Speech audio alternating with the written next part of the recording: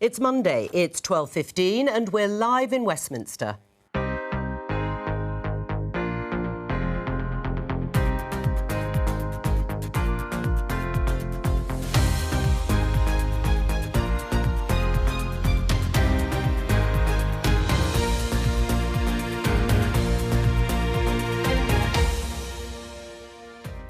Joining me today, Chair of the Defence Select Committee and Conservative MP Tobias Ellwood, Labour MP Clive Lewis, The Telegraph's Deputy Political Editor Lucy Fisher and Guardian columnist Jonathan Freedland.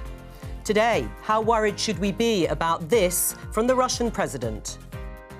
I'm ordering the Minister of Defence and the Chief of the General Staff to put the strategic nuclear forces on special alert. We will not do anything to escalate in that area, but at the moment this is a battle of rhetoric that President Putin is deploying.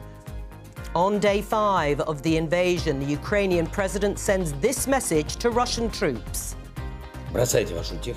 Drop your weapons and get out of here. Do not believe your commanders. Do not believe your propagandists. Just save your lives and go. 500,000 refugees have already fled Ukraine. Is Britain doing enough to help? Let's widen this, let's be generous, let's step up at a time of unparalleled crisis for Europe, and that's what I expect to see from my government. We want to be as generous as we possibly can, and certainly we want people who have relatives in Ukraine to be able to bring them over as fast as possible. Sanctions hit Russian banks, but will they have the desired effect?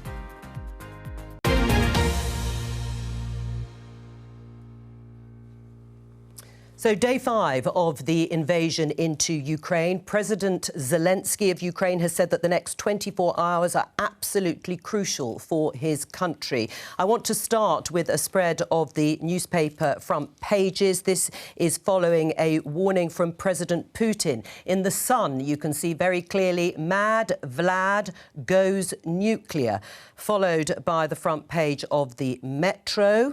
Vlad nukes on standby. And finally, this in the Mail. World outrage as Putin makes nuclear threat. He puts his atomic arsenal on special alert despite peace talks with Ukraine today. So this is the threat from the Russian president, announcing that his Russian nuclear forces are being put on high alert. We can go straight to Moscow and talk to the BBC's correspondent there, Jenny Hill. Jenny, we have just been hearing in the last few minutes from the Kremlin spokesman that the announcement and warning of putting nuclear arsenal on high alert is as a result of comments made by the Foreign Secretary here, Liz Truss. What are you hearing? Yeah, this was an extraordinary statement, really.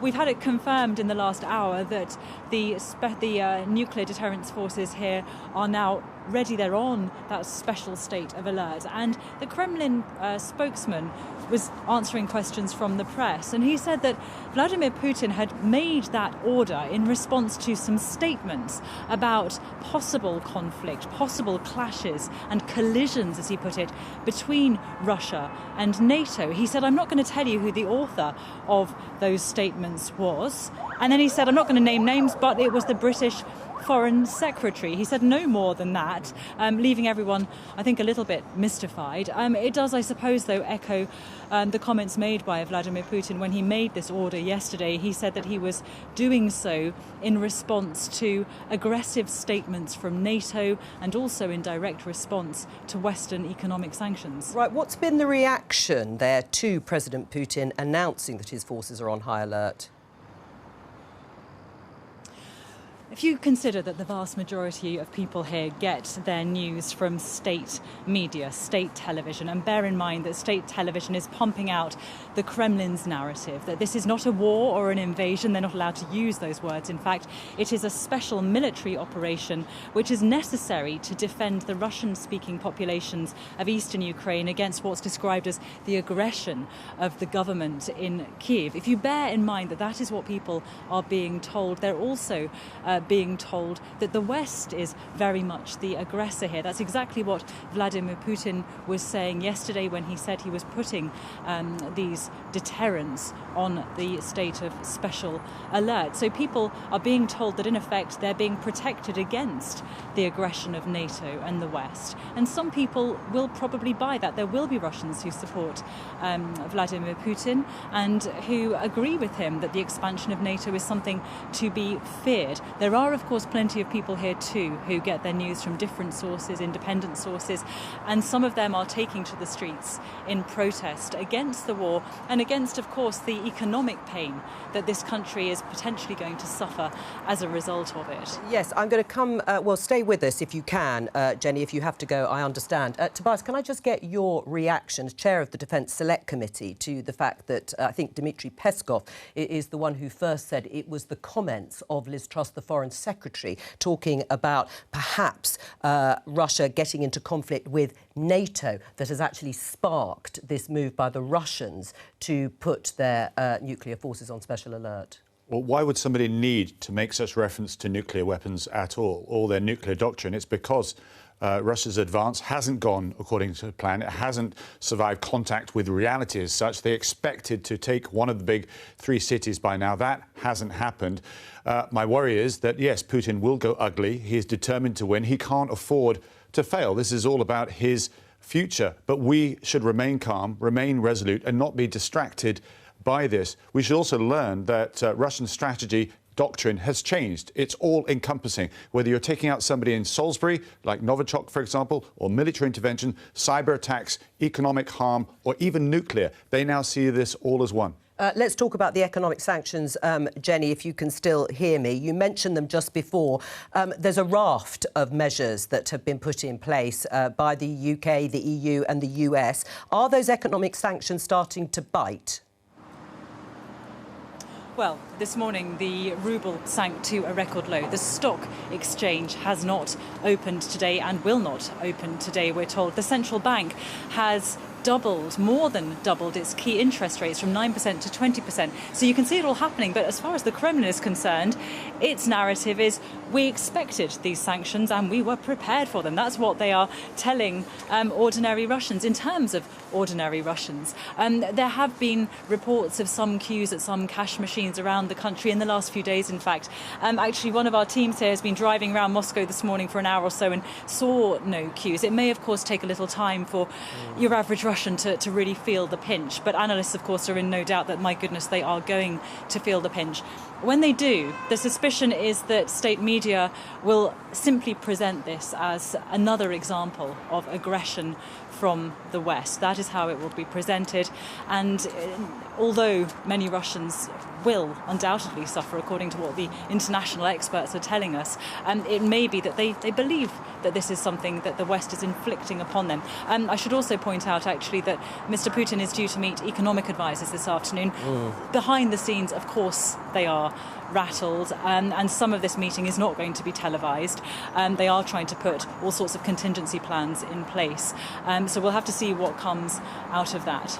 Jenny Hill in Moscow, thank you very much.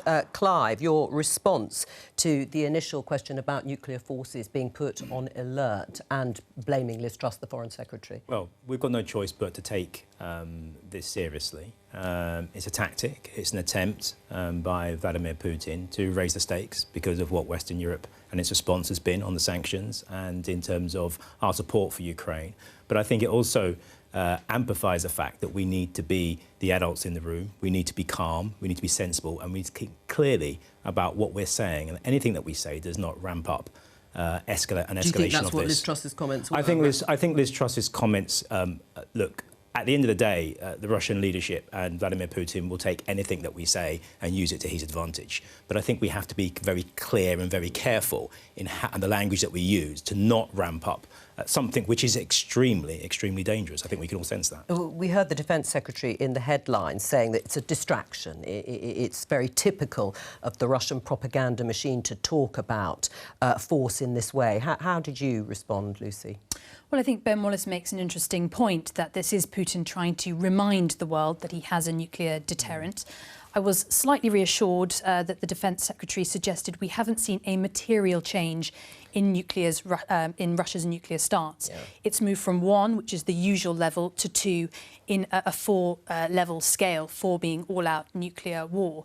But of course, I think there are a lot of concerns about Putin's psychology. We've heard overnight from the US former Director of National Intelligence, Jake Clapper, suggesting that he's unhinged. He's worried about his balance and acuity.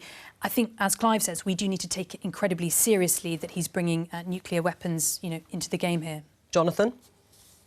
Yes, I think the first instinct is to think and is to stay calm and say, look, this is just talk, it's rhetoric. But I agree with Lucy to raise the question about how much, the extent to which Vladimir Putin is a rational actor. And you have the editor of Novaya Gazeta, Russian paper, independent paper, saying Putin's words sound like a direct threat of nuclear war. So he's worried. But I think the other point is when you're ever talking about nuclear weapons, the risk of mistakes, of miscalculation, of accident. And that's why you just don't want this element introduced at all. So even if the intention is only rhetorical, it's just to talk about it, you'd rather this was just not part of the picture at all. It's also, I think, defense analysts, and you have them there on the panel, know more than I do, say that the Russians do have a different attitude to nuclear weapons. They regard them as tactical rather than only a kind of almost theoretical weapon, a strategic deterrent that you behind glass that you never break. That the Russian attitude does seem to be different. They exercise, they have exercises involving with a nuclear component. So all of those elements make me more concerned than you would otherwise want to be if you just think, well, this is a rhetorical, almost psychological brinksmanship move by Putin. You're nodding away there, Tobias. Do you agree with that in terms of the sort of thought processes, the approach in Russia towards nuclear weapons? Yes, I do, but we are crossing a threshold if tactical, low-yield nuclear weapons are used. Now, we have thermobaric weapon systems that are bigger than small nuclear weapons that we've used in Afghanistan and so forth. But you are crossing a line to use nuclear weapons. And can I just say on the bigger picture, the world is getting more dangerous. It's getting more complex and more unstable. We need to regroup and assess. We've turned a corner in our history. We need to spend 3% of GDP on our defence. So does the rest of NATO. So I think the term that's being used, that we will hear used, is AIM, accidents, incidents and mavericks. And I think that we have to be very, very cautious, very careful in how we approach the coming days and weeks ahead, because I think we can all see the brinkmanship that's being utilised here by this regime. Right. I mean, we're going to talk in a little bit more detail about the response, although maybe we should just mention it now. In terms of change, actually, in approach, the German government made a dramatic departure at the weekend in terms of its policy of not deploying lethal weapons to another country. That's changed. It's also announced it's going to spend an awful lot more on defence. Billion. I mean, yeah, I mean, 100 billion is the sort of thing that President Trump was talking about he wanted to see from the Germans. Is this what you're talking about? Is this what you want to see? So look, if I just come in on this point, one of the things when we talk about security shouldn't just be about ramping up our weapon systems and offensive capabilities. Defence should also be about in-depth. It should be about tackling the climate crisis. It should be about making sure that we level up inequality across the globe. It should be about making sure that we don't allow the destabilising effects of COVID, ensure there's a vaccine for the entire planet. Defence and security isn't just about weapons. It's also about the kind of international and foreign policy that we have as a country and the multilateral approaches that we take with other members around the world. That's also security as well. Let's not forget that. I don't disagree with any of that, but we've moved. We've had 30 years where we've been rather fortunate, rather lucky that there's been relative peace. We've had the insurgency in Afghanistan, but not state-on-state actors, individuals willing to use brute force to move their state forces into another country. That is actually the norm. We've resorted to type. That's the last couple of millennia have been that way. So we do need to have greater resolve, and we're seeing that. And I'm pleased to see Britain leading the charge to unite Europe to stand up against this tyrant. Right. I mean, do you see there being a sort of reversal, if you like, to some extent, even here in terms of the amounts being spent on defence? I think that's certainly something we could see come into the question. You know, we're seeing our army reduced to 73,000, down by 9,000 troops. It'll be its smallest size in almost 200 years by the end of this Parliament. I think that is something we might see looked at again. The difficulty is the methods of war are ever expanding. Cyber warfare, space is becoming a contested theatre. The difficulty is you need to plan for these new areas and while also making sure that conventional warfare is not being left behind. All right. Can I just add to that? It's important to say that you still need to, absolutely right, but what we've done in containing the budget, spending more on cyber and space, it's been to the detriment of our Army, Air Force and Navy. And what we're seeing here now is that you need to hold ground to be able to defend. And you can't do that if you reduce your tanks, reduce your armoured fighting vehicles, reduce your manpower and reduce your ships and your planes. Right, let's just catch up with the situation actually in Kyiv. We're hoping to go to the capital city of Ukraine at some point during the programme. But in the meantime, a day 2 curfew has been lifted this morning, despite Russian troops being just around 20 miles from the capital. We may be able to show you in a moment some aerial pictures, Reuters pictures. We believe they are Russian tanks, if you look closely, queued up and moving in towards the capital city. Despite that, the Ukrainian President Volodymyr Zelensky continues to be defiant, urging that those Russian troops lay down their weapons. But there is heavy fighting that has been underway in the city of Kharkiv. It's to the east of Ukraine. Again, you may be able to see pictures of parts of the city being bombed there.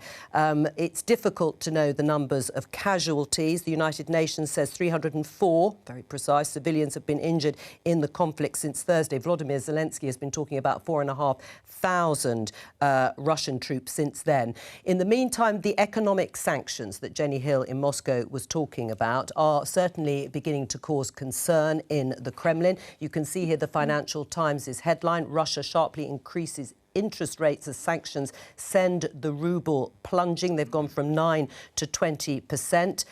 You also heard that the Russian central bank isn't trading at all on the Moscow exchange today, and that follows action by the UK, EU and US, effectively freezing the assets of Russia's central bank. That prevents it from accessing billions of dollars that it has in reserve. Faisal Islam, the BBC's economics correspondent, has tweeted the impact here on the average price of a litre of petrol reaching over £1.50. Apparently that is a record. It's the first time it's actually done that, but you can see crude oil prices shooting above $100 a barrel.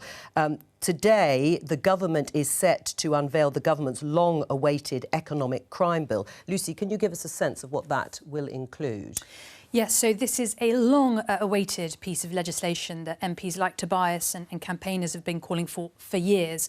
What it aims to do is create a register of overseas entities to show who is the ultimate owner of UK property. That means people will have fewer loopholes to avoid sanctions. But I think there's also question marks about whether it will go far enough. I think people also potentially want to see registers, something like the Foreign Agent Registration Act that they have in the United States, whereby the sort of PR companies, reputation management firms, law firms, accountants, all those companies that make up the sort of ecosystem that has made London become known as a laundromat for illicit finance, for those sorts of companies to have to register when they're working on behalf of foreign powers like Russia in order to crack down on dirty money in London. Right, well, I mean, you're looking a bit sceptical there, Clive. Certainly the criticism is it's taken an awful long... I'm sure Lucy is expressing what she's heard. It's taken far too long to get this bill. So I was just put to pass. I'll come to you in a second. It has. Tom Tugendhat has been pushing this. His committee put something out 4 years ago to say too much Russian oligarch money is squirreled away right across London, invested in shell companies, so we don't know who it is. We've been calling for this for some time. Why has it taken so long in your mind? That you need to ask the government about it. I'm really pleased that it's coming now, but very, very late in the day. I think it took a bit of a nudge from the US, in fact, for us to then put this forward. So it has been brought forward. I know, pleased to see that Labour will support this as well. This is going to actually harm the very people that need to be harmed. And this is an important point, because if sanctions are too widespread and hit the Russian people, what we've seen in the past in Iran and so forth is that the people themselves start to actually rally behind the leader, the very person you want to punish. So you need to be careful how we utilise sanctions in this way. Right. I mean, you may think it's too little, too late, but are you broadly supportive of what's being done? Well, yes, but let's be really clear here. This government has been... It took the troops massing on the borders of Ukraine and an invasion for this government to be pulled, dragged, kicking and screaming to bring in the economic crime bill, a bill that it was going to council. It had quietly shelved until a few weeks ago in a U-turn last month. And I think that, to hear now Boris Johnson and other Tory ministers stand up and talk about this, so much of what they're now proposing will not tackle the millions that have come in, of Russian money that has come in to British politics. And as I understand it, the two lists that Liz Truss and the government have written and put down, none of those names on there are people who have financed the Conservative Party or put money into politics. I mean, look, you've got a Christmas card from a former Putin politician saying we open doors with Boris Johnson. Look, this is the state of our politics. And frankly, after 10 years of this government, of a Tory administration, to now suddenly be the champions of democracy, frankly, it sucks. Right. What can I say? This is wrong. Think of something to say in terms of why the government really hasn't stepped up to the plate in the way Clive Lewis has said. Because we didn't understand what was going on. We didn't appreciate the bigger picture here, not just in here, but right across the intelligence. What Russia has been doing, what Putin has been up to, has been planning for the last 10 to 15 years. We have failed to understand where this is going, failed to recognise the money coming into this country. And yes, you're absolutely right. The Conservative Party didn't do their due diligence in working out who was behind this money. We now recognise that that's completely wrong. I do hope my party will make amends and look back at where this money has come from and react to it. It's more systemic than that. We know that after the pillage of Russia, after the collapse of the Soviet Union, when billions were lifted from the people of Russia, their resources, where were they banked? They were banked in the city of London. That is where the billions, that is why there has been a massive surge in prices of property and so on in London, because there are billions upon billions, estimates of around 1 trillion of the Russian people's resources have found their way into London. And I'm afraid the Conservative Party is glove in hand with much of that. This goes deeper than just a few million going into the Conservative Party. This goes into the very fabric of the City of London. And frankly, I don't think the Conservative Party are able or willing to be able to deal with that. OK, well, please acknowledge that there are many of us in the party that are uncomfortable about what's happened in the past and are pushing forward for reform to make sure this doesn't happen again. We have a war to consider now. Absolutely, the finances form part of that package. But let's all unite and make sure that we can work together to make sure we defeat Putin. Do you think those voices should have been louder earlier from you and Tom Tugendhat and others in the Conservative Party? Well, going back, we did make those noises. We did say that we wanted this legislation in. We did want to understand where this money was coming from, who was absolutely behind it. Right. But like I said, now it's here. I hope Labour will support that legislation and we can move forward. Sort of sanctions we're talking about, Jonathan, maybe beginning to bite, certainly in Russia. We have been warned by ministers that we should expect a certain amount of pain here as well. How much further do you think the sanctions need to go in order to have the desired effect on the Kremlin and, all right, Vladimir Putin, however irrational, before it starts to get quite difficult politically for people here? Yeah, I think it's right to ask the question because it's not obvious when you're dealing with someone like Vladimir Putin that hurting the Russian people alters his mindset at all. He doesn't mind his own people suffering great economic pain, and that makes it very difficult. This is why, indeed, there is this focus on the circle around him. If you make them feel the heat, then maybe they then turn on him. And I'm with Garry Kasparov, the former chess grandmaster, now a focus of a lot of Russian dissent, who says these sanctions have to be absolutely crippling before they bite Putin's circle at all. So I think the bar has to be set very high.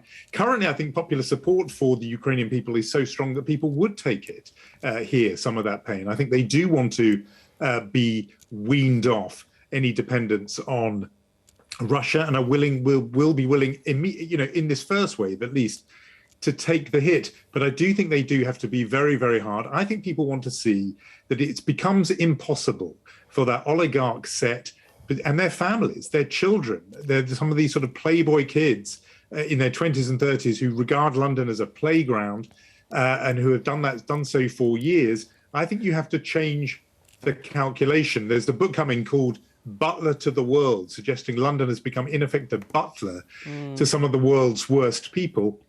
That means the kind of ecosystem Lucy was talking about, the lawyers, the strategic advisors, the PR people, their calculation has to change so that actually the cost of doing business with some of these Russian oligarchs is greater than passing up the opportunity. They have to decide that it's more pain than it's worth to deal with these people. And that is a huge change. And I'm afraid Clive Lewis is right. The Conservatives have not just sat by and watched this. They've been absolutely up to their neck in it for years and years. And it's a bit rich for them now to suddenly start discovering, there's gambling going on in the casino. They knew this and they turned a blind eye to it. In terms of further sanctions, Lucy, what are we talking about? We discussed SWIFT, the international payment system, that would really hurt Russia. There has been movement on that. Do you think that's going to go even further, and perhaps further sanctions on the largest Russian bank as well? Yeah, I think that that's eminently possible. And I think we should, to balance some of the criticism of the government, point out that Boris Johnson and the UK have been the pioneers of getting Russia kicked out of SWIFT, this international payment system. I think there are concerns that essentially Russia could be forced into coming up with its own system that will make it harder to track the payments that it's moving around the world. So there could potentially be unintended consequences of that move. I think also other oligarchs are certainly on the list that Liz Truss is drawing up. She's made clear that because they have such heft behind them in terms of law firms and the ability to challenge this in the UK courts, they have to make sure that the legal cases are watertight, first of all. You mentioned Liz Truss again. We've just had a response, a statement from the Foreign Office, a source there, saying in reaction to the Kremlin blaming the Foreign Secretary for their action, as we discussed at the beginning of the programme. I don't think anything Liz Truss has said warrants that sort of rhetoric or escalation, talking about nuclear forces. Liz has always talked about NATO in the context of it being a defensive alliance. Her point is that we stand by Article 5. That is, an attack on one NATO country would be an attack on all, because Ukraine is not part of NATO, and that we need to support Ukraine. We want to avoid any sort of miscalculation, as the Defence Secretary said this morning. Now, we've discussed sanctions and the response there from the Foreign Office to what the Russian Kremlin is saying. But yesterday, the Foreign Secretary did say something and made comments that were certainly quite dramatic in terms of suggesting people in the UK might also join the fighting. Let's have a listen. President Zelensky has asked for people from abroad to join an international force. Would you support that? I do support that, and of course that is something that people can make their own decisions about. But they are fighting. The people of Ukraine are fighting for freedom and democracy, not just for Ukraine, but for the whole of Europe, because that is what President Putin is challenging. And absolutely, if people want to support that struggle, I would support them in doing that. Right, well, Tobias, you tweeted this pretty quickly. We say no to tasking the NATO alliance, but now endorse UK civilians with no military training to go and fight in Ukraine. Please do not go if you have no combat experience. You may get yourself and others who have to look after you killed. Was that irresponsible and naive of Liz Truss? I think she was slightly caught off guard. You can tell that by the conversation taking place there. There's a great episode in Band of Brothers that you might recall, where those who'd been on the front line for almost years, in fact, months or years, did not want to know the new recruits that came through, because they didn't last very long, because they would make mistakes. They weren't battle ready as such. And my real concern was that 18-year-olds could see this, think they're doing a good thing, go there well-intentioned, and not only put themselves at risk, but others around them. Please do not go to Ukraine unless you have some form of combat experience. Right, well, that's in direct contradiction to Liz Truss. I mean, look, I get why people would want to go and defend their country. I understand that. But I think having untrained people going to a country where they can't even read the road signs, they're a liability. They'll get themselves killed, they'll get other people killed. I don't think that's the appropriate way forward. What I do think is that Liz Truss needs to focus on the job that she's meant to be doing, rather than talking tough, as she seems to consistently be doing, because she's auditioning for the Prime Minister's job. I think she just needs to focus on the job at hand and stop thinking about how she looks to the Tory rank and file. This is too important for that. And comments like this, I think, frankly, are just... yeah. Very briefly, because we're going to go I just think we need to move forward to the wider utility of NATO. This is the most formidable alliance, military alliance in the world, and it's being underutilised at the moment. We should have sent in a division 6 months, a year ago, as I suggested. We need to ask ourselves, why is it that, yes, we're defending, shoring up the NATO family, but we certainly could use this force in a better way. Let's talk to our chief international correspondent, Lise Doucet, who's in Kyiv. Good to see you, Lise. President Zelensky has been talking tough, been very defiant, as we've said on the programme so far. What's he been saying? What else has he been saying?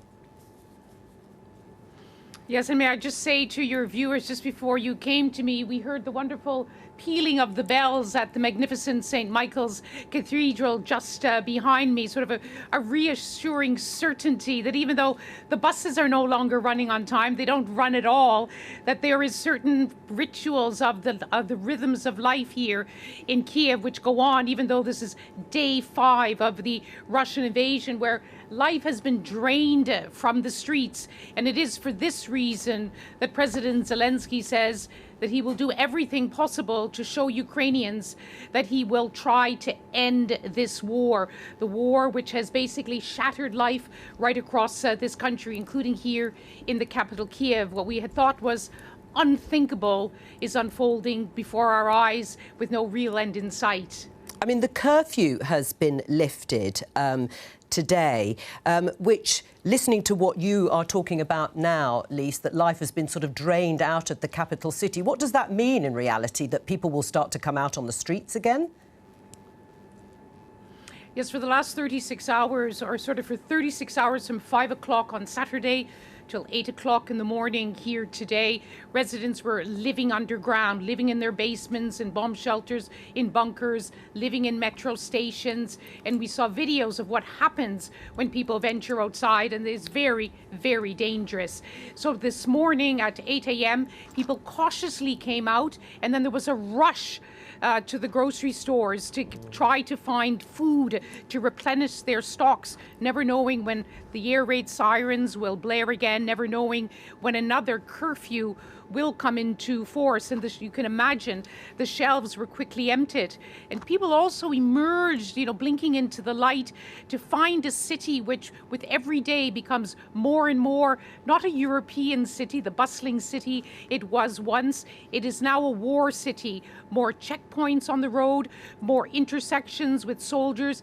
I looked out my window this morning and there were soldiers all around the perimeter of the square where we are now. They weren't there when the city went underground on Saturday night. It's strangely quiet there behind you, Lise. I don't know if you can tell us what's happening in other parts of Ukraine. Earlier, we showed pictures of the city of Kharkiv under heavy bombardment. Cities that are holding out, many of them so far, against Russian troops. How are they faring? Well, let me tell you about death and life in a city like Kharkiv. We reported yesterday when the Russian assault onslaught on the city was intensified that it was the first significant street-to-street fighting in what is the second largest city in Ukraine. But someone from the United Nations Population Fund, Haim Nadal, just told me that while the Ukrainian and Russian forces were fighting at close quarter, 100 babies were born underground in the shelters in Kharkiv. We had been told by the Ukrainian authorities yesterday that they had taken back control of Kharkiv, but here in the capital to the northwest, to the northeast, we're still seeing Russian troops advancing, attacks taking place on the ground and in the air. Lise Doucet there in Kiev, thank you very much for joining us. Let's come back to our panel here. We were talking about British people volunteering to fight, both Clive and Tobias saying you shouldn't do that. In the tweet, though, I read that you put out, Tobias, we say no to tasking the NATO alliance. What do you want the UK government to do? Well, we need to work as an alliance. We can only stand up to Russia if we're united with other countries. But there's things like a no-fly zone that we could even consider. The fact that you'd even put it out there would affect the calculations of the other side. But we have a habit of, or up to date, of actually telling the opposition, telling the adversary what we will not do. And no general does that, announces your limits, your red lines, as such. You know, I pose the question, what extreme event, what atrocity do we need to watch to take place before we actually wade in and say, we've had enough, we must stand up to this?